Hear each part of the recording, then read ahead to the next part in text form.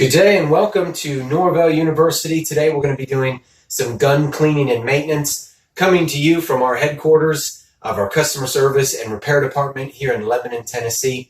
Today we're going to go over what to expect when you receive your gun back and how to continue to care and provide maintenance for your equipment so it's not breaking down, because right now it is the busy season and we want to make sure that your equipment is up and running and up to spec and par so every one of your customers gets the perfect spray tan. So come on over and let's dissect two particular guns that we have that I know a lot of you are very familiar with. On my left, your right, is the M1000 gun. And in this beautiful box here, you guessed it, is our Z3000. And when you get the Z3000, when you purchase it new or receive it back, sometimes you will receive a nice bag of spare parts. This comes when you buy it brand new.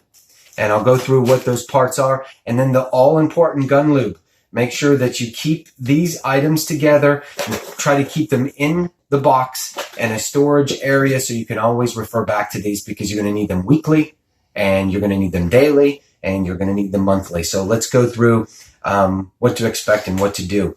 Both guns, the process we're going to go through is identical. So I'm going to move the M1000 gun out of the way so we can focus on the Ferrari, the Mercedes, the #1 gun in the industry. I don't know how many straight years because of its balance and atomization capabilities. This is the Z3000. If you've not used this gun, you are missing out. Make sure that you try this and or buy this. This is what the spray tan technical professionals, specialists, and ambassadors use on a daily basis. So let's do this. Let's go through what to do on a daily basis. Every day after, even if one spray tan was attempted, daily, we want to take and remove the cup.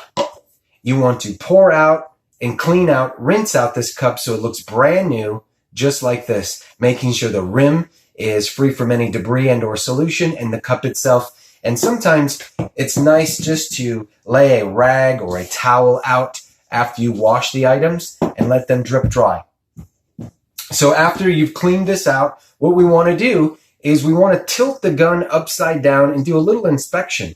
We want to make sure, first of all, that the gasket that is right here that you see is in perfect tap. There's no crimps, bends, cuts, or folds, because anytime there's a deviation in this white gasket, it'll allow air and, of course, then solution to backfeed through the threads, and then you get dripping coming down your cup. So what you want to do on a daily basis after you rinse that cup out is you want hot water to be going down the dip tube. And as it's going down, we want to depress or pull back the trigger all of the way. While this water is coming through the dip tube or straw, you'll then notice the hot water exit through the front spray tip of the gun. Do that for just a few seconds, making sure that you're rinsing all of this area out with water so you don't have any remnants, debris and or solution buildup in that area. And then I want you to flip the gun right side up, pull the trigger back again, give it a little shake, turn the gun upside down, allow that hot water or warm water to come back through again while you're pulling the trigger back, and it is pouring out the front or squirting right out the front tip. And we're going to do this 3 times. Shake, and then hot water again through the front. And after the 3rd time, you'll notice while pulling this trigger back and shaking it that only fresh and or clear water is exiting the dip tube. And that means that we've flushed the entire gun out with any remnants in solution, because remember, this is sugar. You don't want this stickiness building up, and then it'll also create small little salt, sugar cube remnants that clog up the gun and will make sure that it doesn't spray right. So this is important to do. Even if you did 1 spray during the day, this literally, guys, takes 1 minute to do. And this right here is 99% of the problem when we receive equipment in. If it's leaking or not spraying effectively, it's because this was not done on a daily basis. So that's your 1 day. So what I want to address is, if you do have leaking that is coming down the cup, you check this gasket. Also, this is the duck-bill valve. You want to give that a little bit of a squeeze every once in a while. Make sure you wash that off, because this helps with the pressure and it allows that solution to travel up and through. So make sure this is clean as well. If there is deviation, In this white gasket, you do have a replacement that came with it. If you're out, you can purchase those as replacements as well. I think they're anywhere from $4 to $8 for that gasket. If this gasket is intact and you're still having leaking coming down the cup, what happens is sometimes when we put the cup back in as technicians, we put it in way too tight. We have a tendency to tighten it like a pickle jar. Once this is tight, just give it a little bit more. Because if we depress and we screw this too far on, we're depressing this gasket so it's not creating a seal. So if you need to replace that, and the last course of action, if you have it just pouring down the outside of the cup, is take a little bit of the gun lube and go over the rim of this cup. It may not seem like a lot, but just like you were putting lipstick and or chapstick on your lips, you want a little bit there. It's going to create a better seal on the threads as you screw this back on. And that, ladies and gentlemen, will help with any leaks you have coming down the cup. But make sure you do that cleaning regimen on a daily basis. So now let's go to what we need to achieve weekly cleaning. Every week, take it on Sundays or Mondays, make sure that we do the following. First of all, the carriage bolt on the very back of the gun, as I unthread this, you're going to notice that there's lube on it. This must maintain and continue to be put on the threading because the threading is metal and the housing in which you're threading it into is metal as well. This gun heats up, and if you do not have that lube on there to take it on and off, we have found guns that maybe are a year or two old that you cannot get this bolt off because it's seized in the metal. So every time you do this, make sure that you just put a little bit of lube on that thread, and it makes it so easy to get it on and off. Make sure you don't lose your spring. There's a small little spot that you can place it right in that carriage bolt. And to access the needle, just pull the trigger back. That'll pop out, and voila, the needle comes out. Be sure to be careful with this needle. We don't want to dent it, ding it, or fracture the tip of this needle because this is a very precise tool. This allows the solution to stop and start. When you pull the trigger, it's retracting this needle so the solution comes out. And when you let go of the trigger, it is actually closing the front so no solution can come off. So very important. Now, we want to wash and clean this to make sure that there is no solution on it, which we've already done with this particular needle. But then again, we're taking the gun lube, and I want to show you how much we need to put on it. If I can open this. I've already done it, but you don't need a ton of it. You just, again, put a nice coating on, and you want to go to this chunky part, this thicker part on the needle, which is the stopper. It stops within that trigger. So in and out as it retracts. But we just want to put that much on. And then before we put it back in, I always suggest to have hot water run down through the channel and chamber where that needle is housed. Making sure also that this bolt is a little bit loose. So the wrench that you receive, what you want to take and do is using the correct side of that wrench, you want to go ahead and loosen this. And I know everyone thinks they need to tighten it. You want to go ahead and loosen that.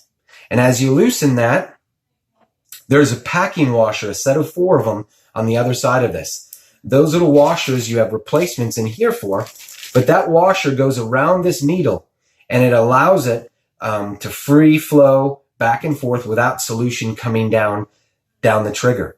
If at any point you have solution coming out of this and down the trigger, again, you need to loosen this, clean this channel, and clean and lube your needle. Loosen this bolt. Now, after we do that, we're going to gently put the needle back into the gun, putting in the spring, and then, of course, grabbing that carriage bolt and simply putting it in and gently screw. If it does not screw nicely, it means you're cross-threading, and take it back out and try again. Do not cross-thread because that will be a detriment to this very expensive tool. Now, what we want to do is screw this all the way back in. When this is tight, you're going to notice the trigger cannot depress. And you'll also notice that you should have a marking at 12 o'clock. If you have no marking on this bolt, make sure that you take a Sharpie yourself and create, because this is how help us find our default after the cleaning. To find our default, we tighten this bolt all the way. Look for 12 o'clock. If your mark is at 1 o'clock or 3 o'clock, that is fine as well. But to get back to default, we're going to loosen this one full revolution back to 12 o'clock. Now, some folks like to adjust this, but the more loose that this bolt is, the more solution will come out the gun. And at Norvell University, we always train you that it's less solution, more air. So the more you loosen this bolt, the more solution is going to come out the front of your gun. So if you like 2 turns or 1.5 turns, that's fine. But 1 full turn will bring us back to 12 o'clock. And you'll notice the trigger only comes back that far. That's our default. And at this point, we've already loosened this bolt. We're going to go ahead and tighten it just a little bit. We're going to tighten it. And right there, that's all you need. When you feel it tightened, just a little bit more, and that's good. Again, we have a tendency to want to over-tighten and get them snug. If we over-tighten this particular bolt, what it's going to cause is these 4 packing washers, instead of being circular, it's going to squeeze them so they're oblong. And as this needle retracts and goes back, it's going to feed air back through and solution, and it will continue to come down your trigger. So you can see how important it is to set this properly. Do not over-tighten things from the cup to the bolts. Do not over-tighten. All right. So that is our weekly goal. So we have our daily cleaning. We have our weekly cleaning. And this is the monthly cleaning we're heading to next. And this scares a lot of people. And you should not be scared with taking this apart. And we're going to show you in the video. Again, you see on the threading, what do you notice? Lube. We want to make sure after we clean this, that we put in the proper amount of lube on there. You don't want to over lube it so it gets gunky and there's lube all over the place, but just enough so the threading comes on and off easily. Here's the air cap and the air cap ring. And then also inside here, we have something that looks kind of like the size of a 50-cent piece. And there's 2 sides to this. These dimples can be up or down. Every time we're going back in, we'll show you that you have to have these dimples up. And there's also 2 placeholders on the 12 and 6 o'clock of this particular piece. And this is critical. You have to put this in properly for the gun to work. Also inside here, you're going to notice a spring. You don't need to take the spring out unless you definitely want to, and it's okay if it does come out. But what we're trying to access is the spray tip.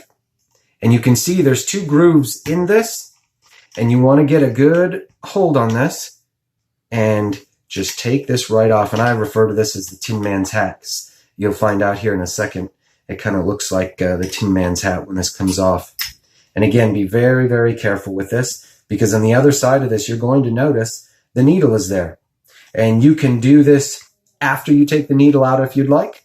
You don't have to have the needle in. Some people prefer to have the needle out when they're doing this. It's completely up to you. But you'll notice as we set this down on this Tin Man's hat or the spray tip, there is a small gasket. You want to make sure to maintain that gasket. Do not lose it. You can keep it right on there, but you want to go ahead and wash this with hot water. And as you wash this with hot water, you're also going to want to have wooden toothpicks. Wooden toothpicks to pick the inside in and around where this hole that the needle closes and opens. And you wouldn't think it is that precise, but that little hole has got to be cleaned out with a wooden toothpick. If you use something metal, you will scratch and score it and deflect the spray. The spray will not come out properly, so make sure you're using a wooden toothpick. Some people have told me the new denture and teeth cleaners that have the little rubber ends on them are a good idea as well, because that is plastic and rubber, and you can use those as well to clean that out. And if you've got those, wooden toothpicks seem pretty cheap, and everyone has those in a pinch. But those are 2 options for you. But once you clean this out, what I want you to do is look through it with your eyeball up to the light and make sure that you see the complete circle. So just like a telescope, look through this hole up at the light, making sure that you've cleaned any residue or hardened sugars that may have presented themselves in there. And believe me, they're little microscopic balls that have hardened, and they'll clog up this area. So very important. So now, after we've done all that, and we've cleaned and rinsed all of this out and made it look brand new and pretty, we're going to go ahead and put this back on and just be nice and gentle with it. And again, this is something that people want to over tighten. And when we get these in, sometimes it is so difficult to get this off because people really torque this on, and you do not want to do that. So as soon as you feel it tight, just a little bit more snug, and you're good. Because that seal that's under it, that black seal, is there so you don't have to over tighten it. So now back goes the spring. We'll just push that down there. And some springs will stick out, and that's fine. It just makes it a little bit more difficult to get the rest of these pieces on. But you can see the little dimples here, north and south. There's small little holes here that these are going to go right into. So, and dimples, these little dimples have to be up, remember.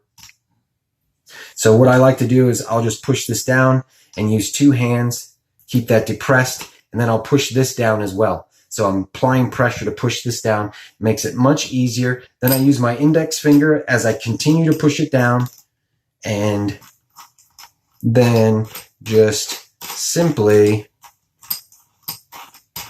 twisting this back on, making sure again that we do not cross thread it. And there it is. And that lube makes the threading so easy to get these back on. Now what those dimples did up is it allows this to move and lock into place.